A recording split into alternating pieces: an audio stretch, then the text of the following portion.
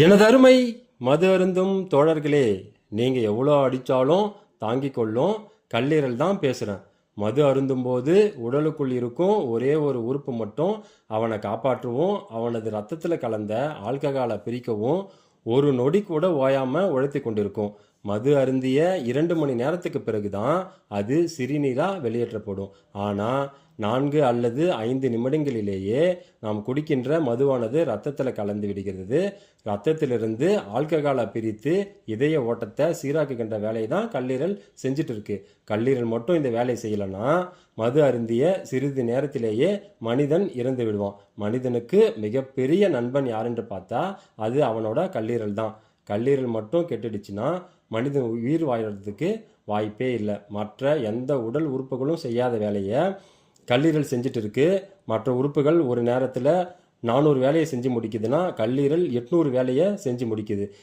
இன்றைக்கு லேசான தலைவலி வந்தாலும், உடல் மெலிந்தாலும், சற்று பற்றாக்குறை என்றாலும் மருந்து மாத்திரைகளையே நம்ம உள்ள தள்ளுறோம். இந்த மருந்து மாத்திரைகள் எல்லாவற்றிலுமே நச்சுத்தன்மை நிறைஞ்சிருக்கு. அந்த நச்சுத்தன்மையை உடலில் சேர விடாமல் தடுத்து நமது உடலை பாதுகாக்கிறது கல்லீரல் தான். மதுவிலும் ஏராளமான விஷத்தன்மை இருக்குது. அந்த விஷத்தன்மையை போக்குறதுக்கு இரவு முழுவதும் கல்லீரல் போராடிட்டு இருக்கு. கல்லீரலில் விஷத்திற்கு எதிராக போராடும் வரை தான் குடிகாரங்களால் எவ்வளோ குடித்தாலும் நான் அசராமல் நிற்பேன், நான் ஸ்டீல் பாடி என்றெல்லாம் வசனம் பேச முடியும். கல்லீரல் கெட்டுடுச்சுன்னா அவரால் சரியாக நின்று மூச்சு கூட சரியாக விட முடியாது. அப்புறம் எங்கே வீர வசனம்லாம் பேசுறது? கல்லீரல் ஒருவருக்கு சரியாக இல்லைன்னா சாப்பிடும் எந்த உணவும் செரிக்காது. உணவுப் பொருட்களை மட்டுமல்ல, மருந்து மாத்திரைகள், ஆல்கஹால், என் சமயத்தில் விஷத்தை கூட செரிக்கக்கூடிய சக்தி படைத்து தான் இந்த கல்லீரல். அத்தகைய முக்கியமானது ஒரு ஜீரண உறுப்பு அது.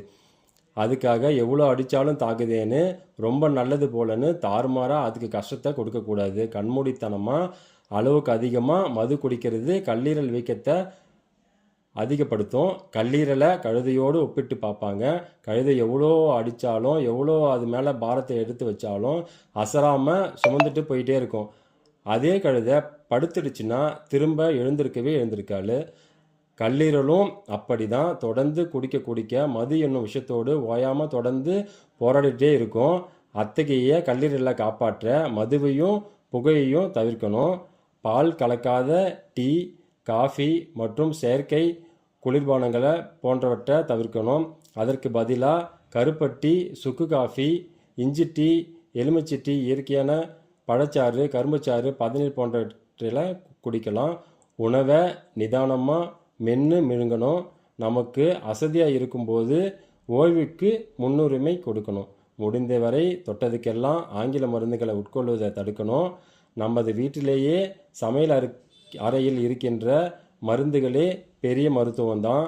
அத்தகைய மருந்துகளை தொடர்ந்து நம்ம எடுத்தாலே போதும்.